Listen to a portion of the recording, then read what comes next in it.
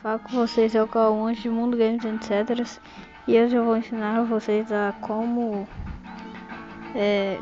colocar imagem no teclado, isso mesmo. Vamos colocar imagem no teclado. Só você tem que baixar esse aplicativo, teclado Google. E quando você abrir vai ter esse aqui.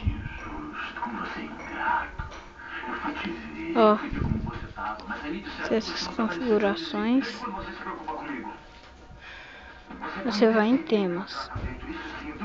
Temas, vai ter isso daqui. Você aperta. Aí vai ter aqui, pano de fundo, retrato. Você aperta aqui. Aí você vai em álbum, galeria. Aí, apenas uma vez.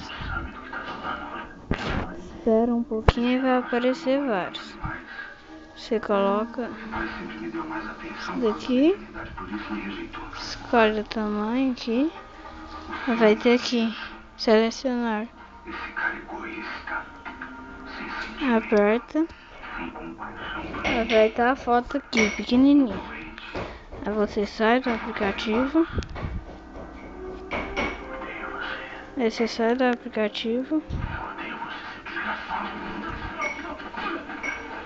vai na mensagens, aperta lá, escrever uma lá,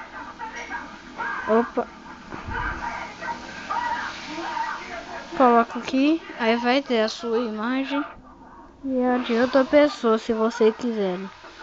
Não esqueçam de aí apertar o gostei aí, viu, galera? Não esqueçam aí, viu? Então, tchau, galerinha. Não se esqueça de inscrever e apertar o gostei, viu? Então, tchau, galera.